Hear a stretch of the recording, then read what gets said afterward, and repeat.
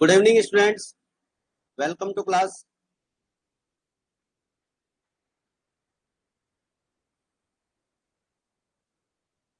क्या आप सभी को वॉइस प्रॉपर आ रही है और स्क्रीन प्रॉपर दिख रही है?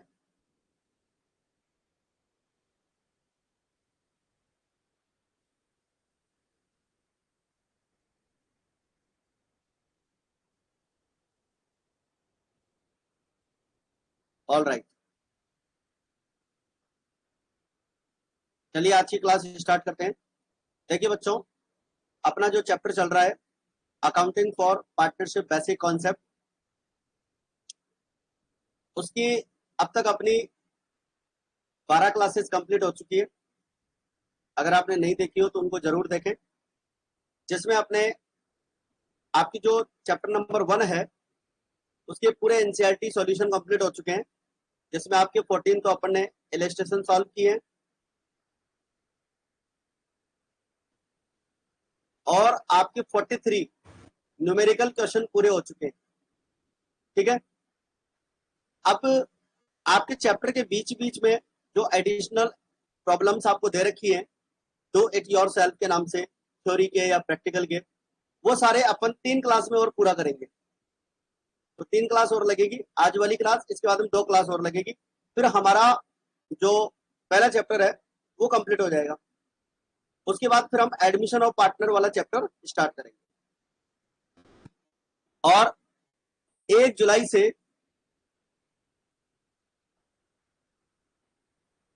अपन PYQ सीरीज भी सॉल्व कर रहे हैं, स्टार्ट कर रहे हैं। PYQ में क्या होगा कि 2011 से लेकर 2024 तक के जितने भी क्वेश्चंस बोर्ड के एग्जाम में पूछे गए हैं वो सारे अपन 1 बाय 1 करके चैप्टर वाइज सॉल्व करना स्टार्ट करेंगे। तो एक एडिशनल क्लास और हो जाएगी आपकी। ठीक है, तो 2 क्लासें आपकी रहेगी, तो ये भी आपको कंटिन्यू करना है और इसको भी साथ के साथ अपनी कॉपी में सॉल्व करते हुए चलना है। अगर आपने ये एडिशनल एनसीईआरटी क्वेश्चन सॉल्व नहीं कर रखे हो तो इनको आप अपनी कॉपी में सॉल्व कर लेना। तो चलो स्टार्ट करते हैं आज की क्लास। तो देखिए बच्चों, ये जो क्वेश्चन है आपका एडिशनल एनसीईआरटी प्रैक्टिकल प्रॉब्लम्स है, जो आपकी एनसीईआरटी बुक में पेज नंबर 4 और 5 पे मिलेंगे। ठीक है, मैंने यहाँ पे पेज नंबर भी डाल रखा है। टेस्ट योर अंडरस्टैंडिंग के नाम से है, फर्स्ट अंडरस्टैंडिंग है ये। तो कुछ थ्योरी के क्वेश्चन दे रखे हैं, उनको अपन सॉल्व करते हैं। सबसे पहला क्वेश्चन है अपना, Mohan and Shyam are partners in a firm, state whether the claim is valid if the partnership agreement is signed in the following matters। मतलब पार्टनर्स के बीच में कुछ यहाँ पर क्लेम्स दिए गए हैं, उन क्लेम्स का अपने को सॉल्यूशन बताना है कि अगर मान लीजिए इफ द पार्टनरशिप एग्रीमेंट अगर साइलेंट हो तो कौन कौन से रूल्स एप्लीकेबल होते हैं। ठीक है, तो वो चीज अपन यहाँ पर देखने वाले हैं। तो Mohan is an active partner, he wants a salary of 10,000 per year. अगर मान लीजिए पार्टनरशिप डीड साइलेंट है और कोई एक्टिव पार्टनर के रूप में अगर कोई सैलरी यहाँ पर डिमांड करता है तो यहाँ पर उस पार्टनर का जो क्लेम है वो इनवैलिड हो जाता है। तो Mohan's claim is invalid because in the absence of partnership agreement no interest on capital, interest on drawings, salary, commission etcetera is to be allowed. मतलब कुछ भी चीज हम यहाँ पर पार्टनर्स को नहीं देते हैं। तो ये हमारा पहला क्वेश्चन यहाँ पर, मतलब पहला पॉइंट क्लियर होता है कि जो सैलरी वाला यहाँ पर कॉन्सेप्ट किया है, मोहन ने क्लेम किया है, तो उसका जो क्लेम है वो इनवैलिड है। इसके बाद में सेकंड पॉइंट है, Shyam had advance a loan to the firm, he claims interest 10% per annum. देखो, आपकी जो पार्टनरशिप डीड है वो साइलेंट है और पार्टनरशिप डीड जब आपकी साइलेंट है तो आप इंटरेस्ट ऑन ड्रॉइंग्स जो है, सॉरी इंटरेस्ट ऑन लोन जो है वो 10% नहीं दे सकते, आपको यहाँ पर 6% पर एनम का अलाउड है। तो ये जो 10% इंटरेस्ट मांगने का जो क्लेम है श्याम का, ये भी इनवैलिड है। तो यहाँ पर इसका सॉल्यूशन हो जाएगा, in the absence of a partnership agreement interest on partners loan is to be allowed at the rate 6% per annum. तो 6% पर एनम से अपन उसको इंटरेस्ट दे सकते हैं। थर्ड पॉइंट है, Mohan has contributed 20,000 and Shyam rupees 50,000 as capital. Mohan wants equal share in profit. Mohan जो है profit में equal share यहाँ पर डिमांड करता है। तो देखो यहाँ पर ही जो मोहन का क्लेम है ये वैलिड है, भले ही किसी भी पार्टनर ने कितनी भी कैपिटल लगाई हो उससे कोई फर्क नहीं पड़ता, बट अगर पार्टनरशिप डीड साइलेंट है तो प्रॉफिट का जो डिस्ट्रीब्यूशन होता है वो इक्वली होता है। तो यहाँ पर ही जो शाम का क्लेम है ये बिल्कुल वैलिड है। फिर फोर्थ पॉइंट है, Shyam wants interest on capital to be credited 6% per annum. अब यहाँ पर जो कैपिटल लगी हुई है पार्टनर्स की, इसके ऊपर इंटरेस्ट ऑन कैपिटल 6% पार्टनर मांग रहा है। तो अपने को पता है कि यहाँ पर भी कोई इंटरेस्ट नहीं मिलेगा, क्योंकि अपन यहाँ पर स्टार्टिंग में पहले लिख चुके हैं, in the absence of partnership agreement no interest on capital is allowed. ठीक है, तो ये जो क्लेम है ये भी पार्टनर का इनवैलिड है, और इसका रीजन लिख देंगे, no interest on capital is to be allowed to partners. ठीक है बच्चों, तो देखो ये ट्रू फॉल्स के क्वेश्चन भी यहाँ पर कई बार एग्जाम में पूछे जा सकते हैं, तो इनको आप अच्छे से प्रिपेयर करेंगे। चलिए अब लेते हैं question number second. Question number second है, state whether the following statements are true और फॉल्स। ट्रू है या फॉल्स है ये आपको बताना है। तो फर्स्ट पॉइंट है, valid partnership can be formulated even without a return agreement between the partners. देखो क्या कहना चाह रहा है कि वैलिड पार्टनरशिप बनाई जा सकती है पार्टनर्स के बीच में विदाउट अ रिटर्न एग्रीमेंट। हाँ जी, रिटर्न एग्रीमेंट के बिना भी पार्टनरशिप हम बना सकते हैं। पार्टनर्स के बीच में जो एग्रीमेंट है वो ओरल भी हो सकता है, जरूरी नहीं है रिटर्न हो। तो ये जो बात कही गई है ये बिल्कुल सही है। तो valid partnership can be formulated, formulated का मतलब है उसकी स्थापना करना, पार्टनरशिप बनाना। तो पार्टनरशिप बना सकते हैं बिना रिटर्न एग्रीमेंट के, क्योंकि अपने को पता है यहाँ पर एग्रीमेंट ओरल भी हो सकता है। लेकिन अपने ये भी जानते हैं कि रिटर्न एग्रीमेंट बेस्ट माना जाता है, क्योंकि अगर मान लीजिए जो पार्टनर्स हैं उनके बीच में अगर किसी तरह का कोई डिस्प्यूट होता है और उस डिस्प्यूट को इजीली अगर सॉल्व करना है, उसका इजीली अपने को समाधान निकालना है, तो एग्रीमेंट कौन सा सही माना जाता है? रिटर्न एग्रीमेंट सही माना जाता है। और आपको पता है इस रिटर्न एग्रीमेंट को ही हम क्या कहते हैं? पार्टनरशिप डीड कहते हैं। ठीक है, रिटर्न एग्रीमेंट क्या कहलाता है? पार्टनरशिप डीड कहलाता है।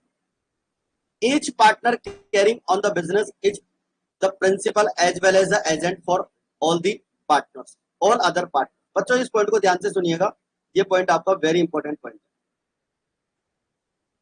ठीक है, ये पॉइंट आपका बहुत इंपॉर्टेंट। तो देखिए क्या कह रहा है कि each partner carrying on the business is principal as well as agent for the all other partners. बिल्कुल सही है, हर पार्टनर जो है बिजनेस का प्रिंसिपल होने के साथ साथ उसका एजेंट भी होता है। भाई जैसे मान लीजिए कोई फर्म है जिसके अंदर 4 पार्टनर है, A B C and D. ठीक है, ये चारों पार्टनर एक दूसरे से क्या होते हैं? कनेक्टेड होते हैं। तो कोई भी एक पार्टनर अपने किसी भी एक्ट से, किसी भी एक कार्य से अदर पार्टनर्स को क्या कर सकता है? प्रभावित कर सकता है, इफेक्ट कर सकता है, तो वो एजेंट के रोल में होता है। कोई भी एक पार्टनर अदर पार्टनर के बिहाफ पर बाहर किसी और पार्टी से कॉन्ट्रैक्ट कर सकता है। ठीक है, अदर पार्टी के साथ में कोई असेट सेल परचेज कर सकता है। ठीक है, तो उस एक्ट से अदर पार्टनर को वो क्या करता है? प्रभावित करता है। तो ऐसी कंडीशन में वो एजेंट के रोल में होता है। और साथ में अदर पार्टनर्स का कोई भी एक्ट अगर होगा उस पार्टनर को इफेक्ट करेगा, तो वो प्रिंसिपल की रोल में होता है, प्रिंसिपल की भूमिका में होता है। ठीक है बच्चों, तो ये बात जो यहाँ पर लिखी गई है, अच्छा इसको बोलते हैं अपन, ये पार्टनरशिप की जो एक कैरेक्टरिस्टिक्स है म्यूचुअल एजेंसी के नाम से इसको अपन जानते हैं। और पार्टनरशिप की 2 मेन कैरेक्टरिस्टिक्स होती है, जिनमें एक तो होती है म्यूचुअल एजेंसी और एक होता है प्रॉफिट अर्न करना, प्रॉफिट मोटिव। तो एक पार्टनरशिप के सबसे मेन जो कैरेक्टरिस्टिक्स होती है वो यही होती है, एक तो प्रॉफिट मोटिव और एक म्यूचुअल एजेंसी। जहां पार्टनर्स के बीच में म्यूचुअल एजेंसी नहीं है वहां पर पार्टनरशिप नहीं होती। तो बताइए बच्चों, ये पॉइंट नंबर 2 आपको क्लियर हुआ क्या अच्छे से? क्या ये पॉइंट नंबर 2 आपको अच्छे से क्लियर हुआ?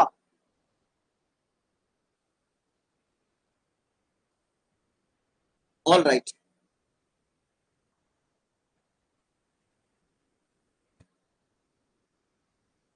चलिए अब बढ़ते हैं पॉइंट नंबर 3 पे। Maximum number of partners can B 50। बिल्कुल सही बात है। मिनिमम एक फर्म के अंदर पार्टनर जो होते हैं मिनिमम 2 होते हैं और मैक्सिमम 50 होते हैं।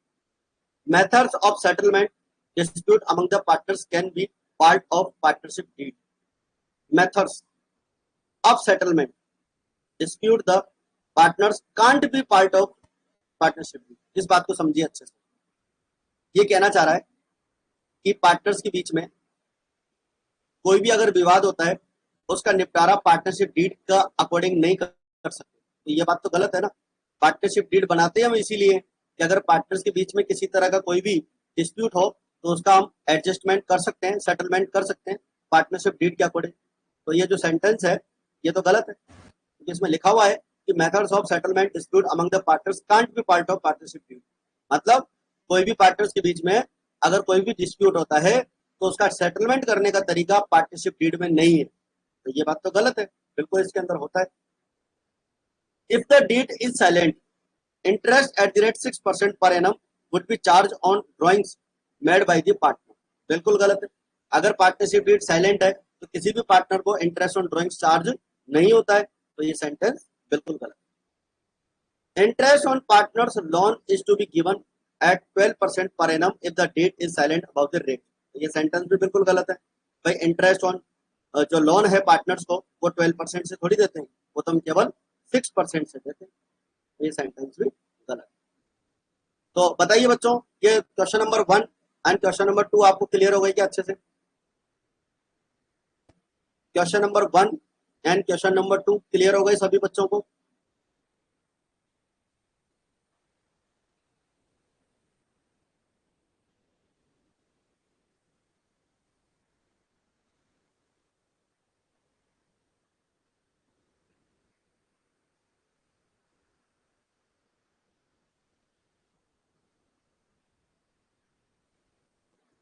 ओके, चलिए नेक्स्ट क्वेश्चन पे चलते हैं। अब देखिए बच्चों, आपको आगे जो क्वेश्चन मिलेंगे वो आपकी एनसीईआरटी बुक में पेज नंबर 11 एंड 12 पे मिलेंगे। ठीक है, दो क्वेश्चन यहाँ पर अपने पास है, इनको अपन सॉल्व करेंगे।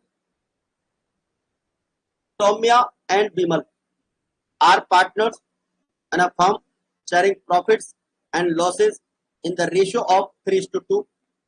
The balances in their capital and current account as on 1st April 19 were as under.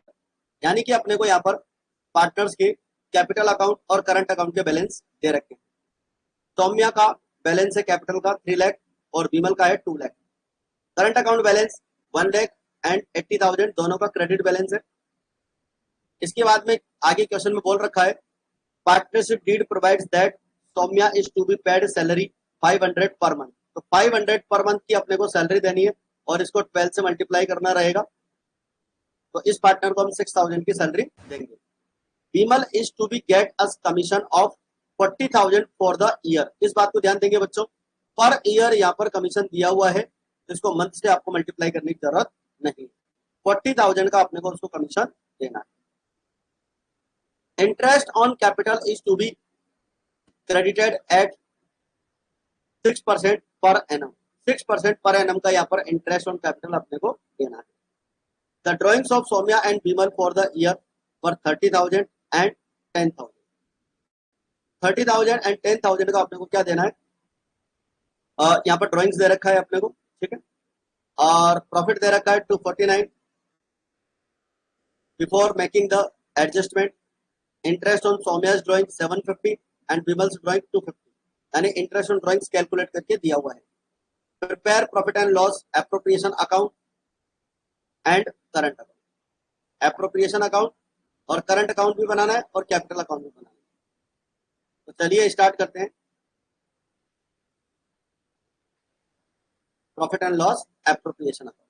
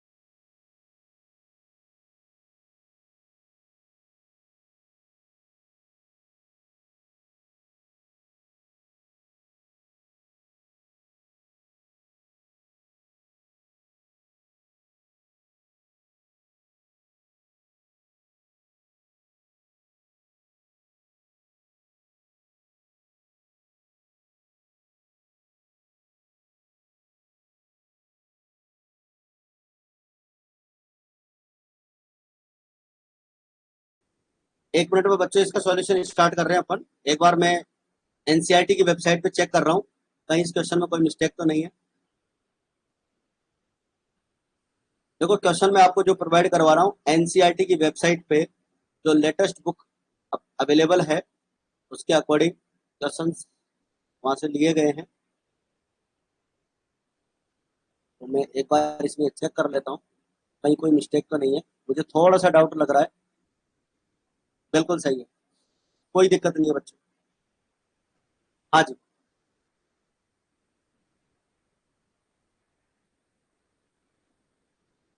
Doubt ये लग रहा था कि यहाँ पर जो सैलरी है वो तो 6%, 600 per month, 500 per year per month है। ठीक है, इसकी सैलरी तो 6,000 ही है, बट कमीशन तो 40,000 है। कहीं इसमें ऐसा तो नहीं है कि यहाँ पर 5,000 रुपये पर मंथ हो। तो मैंने वेबसाइट पे चेक कर लिया है, यहाँ पर जो अमाउंट है वो 500 ही है। इसी के अकॉर्डिंग अपने इसको सॉल्व किया है। तो देखिए सबसे पहले बात करेंगे profit and loss appropriation account for the year ending 31 March 2020। Bye profit and loss account net profit 2,49,000, interest on drawings 750 and 250। 1,000 का अपने को क्या दे रखा है, इंटरेस्ट ऑन ड्रॉइंग्स दे रखा है। ठीक है, तो हम यहाँ सैलरी दे रखी है 500 per month, multiply 12 6,000, Vimals commission 40,000। अच्छा, इंटरेस्ट ऑन कैपिटल जो है बच्चों आप देख सकते हैं सौम्या की जो कैपिटल थी वो 3 लाख थी और इसका अपने को 6% निकालना था। और विमल की कैपिटल 2 लाख थी, इसका भी अपने को 6% निकालना था। तो ये हो जाएगा 18,000 और 12,000, टोटल हो गया 30,000। इंटरेस्ट ऑन ड्रॉइंग्स क्वेश्चन में अपने को दिया हुआ है तो टोटल हो जाएगा 250। अब आप क्या करेंगे, 2,50,000 में से बच्चों 30, 40, 70 एंड 76 ये माइनस करेंगे, 1,74,000 बचेगा। और अपने को जो रेशो यहाँ पर दे रखा था पार्टनर्स का वो था 3:2। प्रॉफिट हम इसी रेशो में डिवाइड करेंगे 3:2 में। तो आप देख सकते हैं 3:2 में डिवाइड करने पर आ जाएगा आपका 1,04,400 और 69,600। बट यहाँ लिखेंगे टू पार्टनर्स करंट अकाउंट, क्योंकि बच्चों फिक्स कैपिटल मेथड के अकॉर्डिंग आपको कैपिटल अकाउंट और करंट अकाउंट दोनों का बैलेंस दे रखा है। तो जो प्रॉफिट होता है पार्टनर्स के करंट अकाउंट में ट्रांसफर होता है, तो शेयर ऑफ प्रॉफिट पार्टनर्स का नाम आ जाएगा। इसके बाद में बनाएंगे हम partners capital account. Partners capital account में आपको सिर्फ कैपिटल दिखानी है बाय बैलेंस बीडी जो क्वेश्चन में दे रखी थी 3 lakh and 2 lakh, to balance CD 3 lakh and 2 lakh. इसके बाद में करंट अकाउंट, करंट अकाउंट का बैलेंस आपको दे रखा है by balance BD 1,80,000, salary Saumya की है 6,000, कमीशन विमल का है 40,000, इंटरेस्ट ऑन कैपिटल 18,000 और 12,000। Bye profit and loss appropriation share of profit 1,04,400 और 69,600। तो बच्चों ये सारी चीजें अपन पार्टनर्स करंट अकाउंट में शो करेंगे क्योंकि फिक्स्ड कैपिटल मेथड यहाँ पर अप्लाई हो रहा है। जब भी फिक्स्ड कैपिटल मेथड अप्लाई होता है तो कैपिटल अकाउंट में सिर्फ कैपिटल आती है। यहाँ पर जो कैपिटल आती है एक और कैपिटल आ सकती है, वो है एडिशनल कैपिटल। और इस तरफ अगर कोई कैपिटल विड्रॉल की है किसी पार्टनर ने परमानेंटली बिजनेस में से, वो दिखाते हैं। बाकी और कोई चीज यहाँ पर कैपिटल अकाउंट में नहीं आती है। इसके अलावा पार्टनर्स के जितने भी एडजस्टमेंट है, चाहे वो salary commission interest on capital है, प्रॉफिट का हिस्सा है, ड्रॉइंग्स है, इंटरेस्ट ऑन ड्रॉइंग्स है, उन सबको हम करंट अकाउंट में शो करते हैं। ठीक है, तो ये हमारा करंट अकाउंट का क्रेडिट का टोटल लग जाएगा। ड्रॉइंग्स आ जाएगा डेबिट में 30 और 10, इंटरेस्ट ऑन ड्रॉइंग्स हो जाएगा 750 एंड 250। इन सबको हम पार्टनर्स करंट अकाउंट की डेबिट में शो करते हैं। फिर 228,400 में से अपन 30,750 माइनस कर लेंगे तो 197,650 बचेगा। और 2,01,600 में से 10,250 माइनस कर लेंगे तो ये बच जाएगा आपका 191,350। तो इस तरह से पार्टनर्स करंट अकाउंट आपका कंप्लीट होता है। तो बताइए बच्चों, ये क्वेश्चन सबको क्लियर हुआ क्या? क्या ये क्वेश्चन सभी बच्चों को क्लियर हुआ?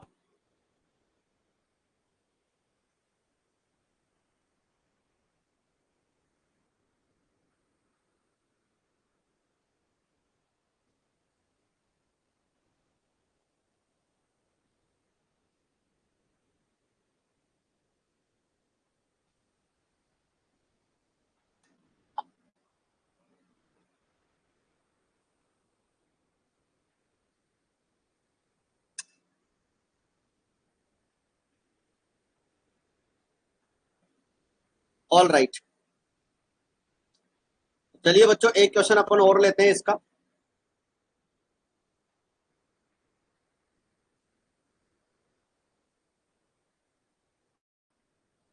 देखिए बच्चों, ये क्वेश्चन आपको पेज नंबर वही 11-12 पे मिलेगा बुक के अंदर। Sonia, Charu and Smita started a business partnership firm on 1st April 19.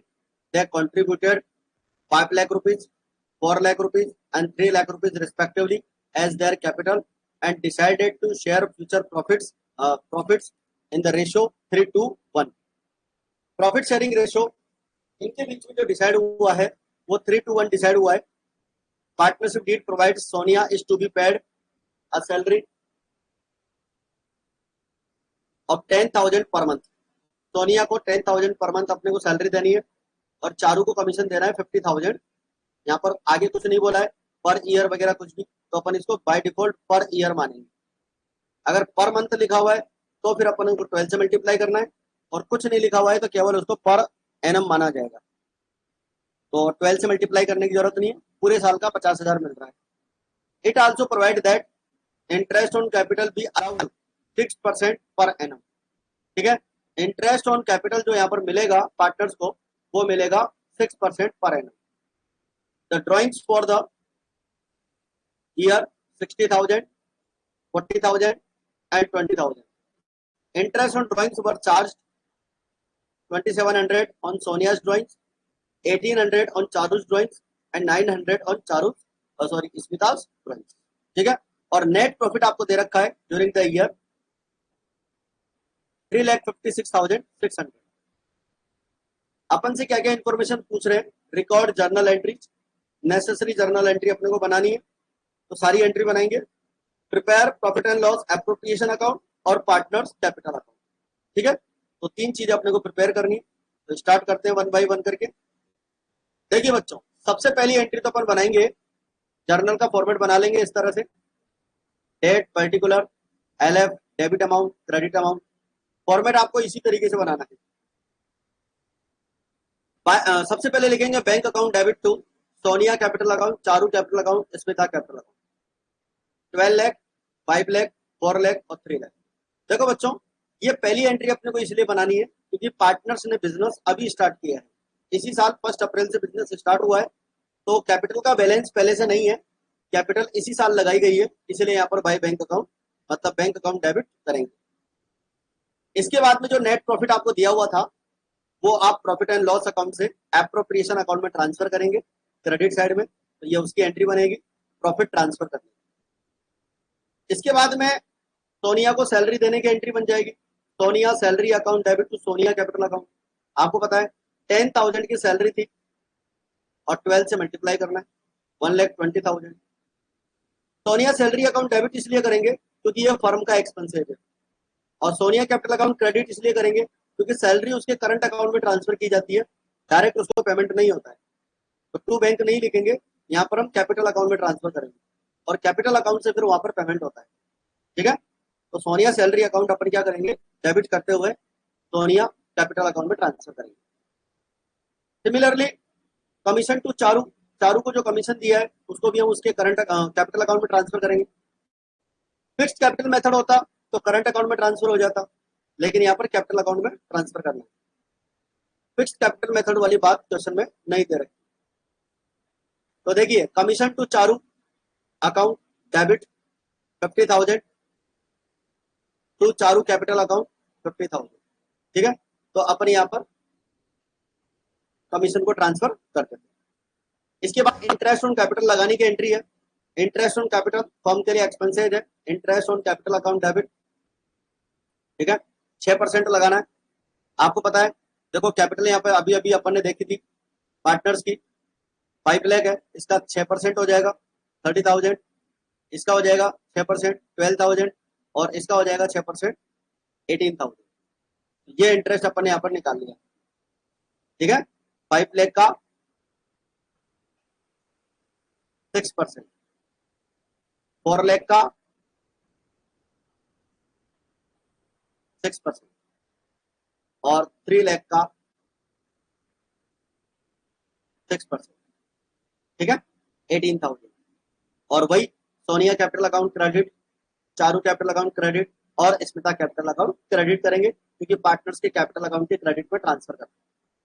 और इंटरेस्ट ऑन कैपिटल फर्म के लिए एक्सपेंसेज होता है, इसलिए इसको अपन डेबिट करते हैं। इंटरेस्ट ऑन ड्रॉइंग्स क्रेडिट होता है, क्योंकि फर्म के लिए इनकम है। ठीक है, और पार्टनर्स के लिए एक्सपेंसेज होता है, इसलिए उनकी कैपिटल रिड्यूस हो जाती है, तो कैपिटल अकाउंट डेबिट होते हैं, ध्यान रखना। इंटरेस्ट ऑन ड्रॉइंग्स लगाने के लिए पार्टनर्स की कैपिटल डेबिट होती है। तो इसका डायरेक्ट अमाउंट दे रखा है 2700, 1800 और 900, तो 5400 का टोटल अमाउंट यहाँ पर आ जाता है। इसके बाद में बच्चों जो हमारा डिवाइजेबल प्रॉफिट होगा उसको डिस्ट्रीब्यूट करने के लिए प्रॉफिट एंड लॉस ये जो अमाउंट है profit and loss appropriation account में salary, commission, interest on capital को ट्रांसफर करने की एंट्री। तो ट्रांसफर करने के लिए profit and loss appropriation account debit होगा और पार्टनर के salary, commission, interest on capital, अभी अपन ने पिछली एंट्रीज में इनको डेबिट किया था। देखो, सैलरी को डेबिट किया, कमीशन को डेबिट किया और इंटरेस्ट ऑन कैपिटल को भी डेबिट किया। तो इन सबको क्या करेंगे, P&L एप्रोप्रिएशन के डेबिट में ट्रांसफर करेंगे, इसलिए इनको जर्नल एंट्री में क्रेडिट कर देंगे। तो एंट्री बन जाएगी आपकी adjustment charge to profit and loss appropriation account. तो इनको हम एप्रोप्रिएशन अकाउंट में ट्रांसफर कर देंगे।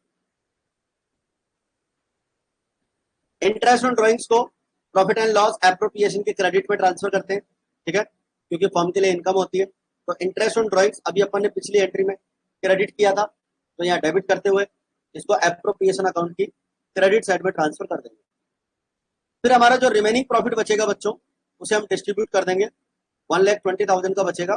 अभी अपन एप्रोप्रिएशन अकाउंट भी बनाएंगे, तो वहां से और चीज क्लियर हो जाएगी। तो profit and loss appropriation account debit करते हुए पार्टनर्स कैपिटल अकाउंट क्रेडिट करेंगे।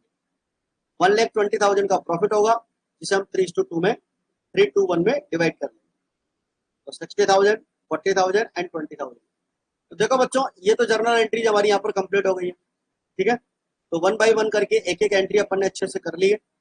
किसी भी एंट्री में आपको कोई डाउट हो तो आप कमेंट बॉक्स में बताना।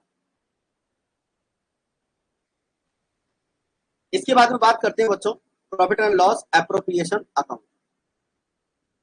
तो देखिए, profit and loss appropriation account for the year ending 31 March 2020 bye profit and loss account net profit 356,600, ये आपको दे रखा है क्वेश्चन में।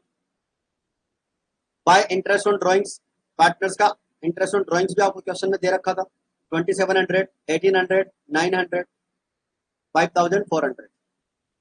Sonia salary 1,20,000, Charu's commission 50,000, Sonia interest on capital 30, 24 और 18, टोटल हो गया 72,000।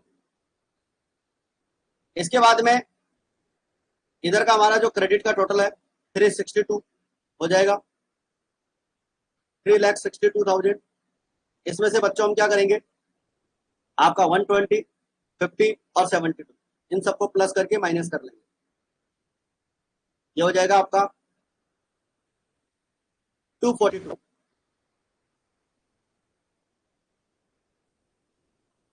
120 का प्रॉफिट बचेगा, 3:1 में डिवाइड करेंगे to partners capital account, share of profit Sonia, Charu and Smita. 3:1 में इस 1,20,000 को बच्चों हम डिवाइड कर लें।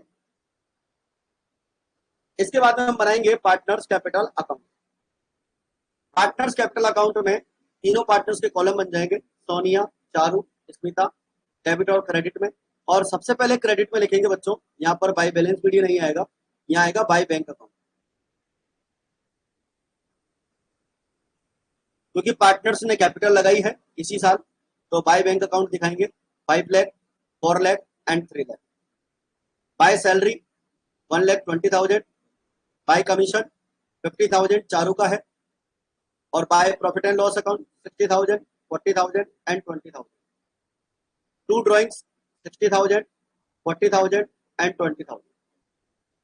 इंटरेस्ट ऑन ड्रॉइंग्स, देखो इंटरेस्ट ऑन ड्रॉइंग्स जो है यहाँ पर आ जाएगा आपका 2700, 1800 और ये 900 या नीचे आएगा, तो 900 जो आएगा इसमें का। क्रेडिट का आपका टोटल हो जाएगा 7,10,000, 5,14,000 और 3,38,000। पूरा क्रेडिट का टोटल कर लेंगे। एक मिनट, टोटलिंग यहाँ पर मिस्टेक आई है बच्चों, एक बार इसको चेक कर लेते हैं। टोटलिंग मिस्टेक थोड़ी सी आई है, बिल्कुल बिल्कुल टोटलिंग मिस्टेक आई है, तो सही करते हैं।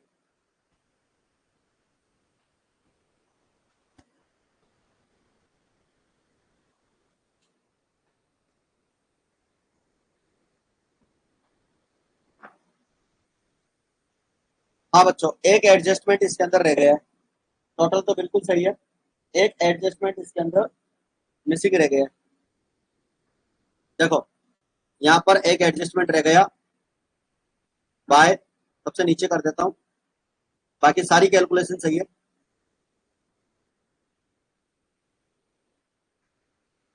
Interest on capital,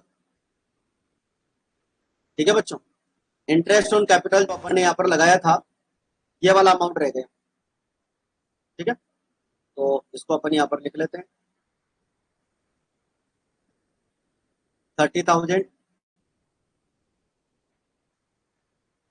24,000, 18,000। अब हमारा टोटल 338 आ जाएगा। इधर से भी आपका 5,14,000 आ रहा है, और सोनिया का टोटल 5-6 लाख, हाँ 7-10 हो गया, बिल्कुल सही है। और यहाँ पर बाय बैलेंस सीडी आ जाएगा, क्योंकि 7,10,000 में से हम 62,700 को माइनस कर लेंगे, और 5,14,000 में से 41,800 को माइनस कर लेंगे, और 3,38,000 में से 20,900 को माइनस करेंगे, तो ये आपका बैलेंस आ जाएगा। ठीक है बच्चों, बताइए क्वेश्चन नंबर सेकंड आपका क्लियर हो गया क्या?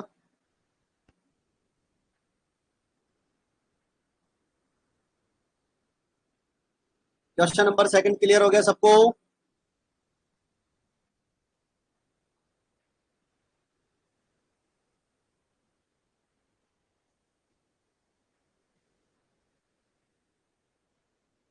ऑल राइट, तो बच्चों आज की इस क्लास में अपन इतना ही रखेंगे, और बाकी का अपन नेक्स्ट क्लास में देखते हैं। एंड आपके जो एडिशनल क्वेश्चंस है, इसकी 3 क्लासें आएंगी, ये आपकी पहली क्लास हो गई है इसकी, ठीक है, और वैसे टोटल ओवरऑल ये अपनी क्लास नंबर 13 है, ठीक है, क्लास नंबर 13 है, जो फर्स्ट चैप्टर की अपने स्टार्ट की है।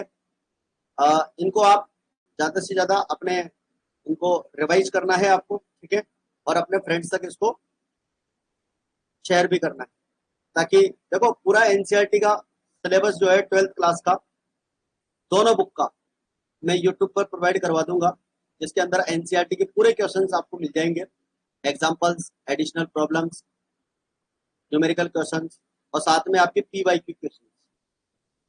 सबसे बड़ा जो अचीवमेंट रहेगा वो इसी क्वेश्चंस का रहेगा, क्योंकि इस साल जो 2024 में बोर्ड एग्जाम्स हुए थे, उसके अंदर इन क्वेश्चंस का बड़ा इंपॉर्टेंस रोल रहा था, ठीक है, तो इनको आप साथ के साथ सॉल्व करते हुए चलेंगे।